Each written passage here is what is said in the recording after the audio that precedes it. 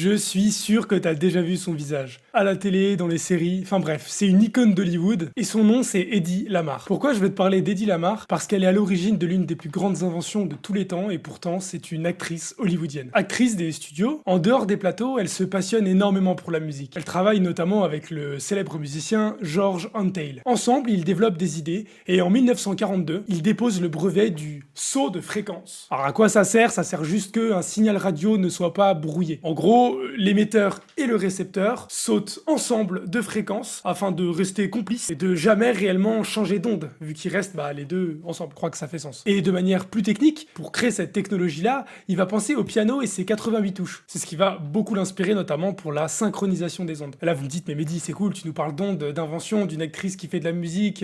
Attendez, ça arrive. Lamar, elle voit beaucoup plus loin que les caméras. Du coup, elle veut proposer son idée à la marine, mais dans un cadre beaucoup plus militaire. En gros, ça servirait à guider les torpilles sans que l'ennemi écoute. L'idée est trop en avance et la marine l'ignore. Mais le principe, leur invention, elle va inspirer, elle va aider et c'est l'une des briques les plus importantes pour ce qu'on connaît aujourd'hui comme le Wi-Fi. Derrière l'icône d'Hollywood, on a clairement la pionnière du Bluetooth, du Wi-Fi, de la 4G. Enfin bref, je connaissais pas du tout le saut de fréquence et apparemment c'est quelque chose d'incroyable. Donc si tu veux que je te fasse un contenu court où je t'explique ce que c'est et comment ça fonctionne, ça pourrait être intéressant, n'hésite pas à me le dire en commentaire. Allez, n'hésite pas à t'abonner.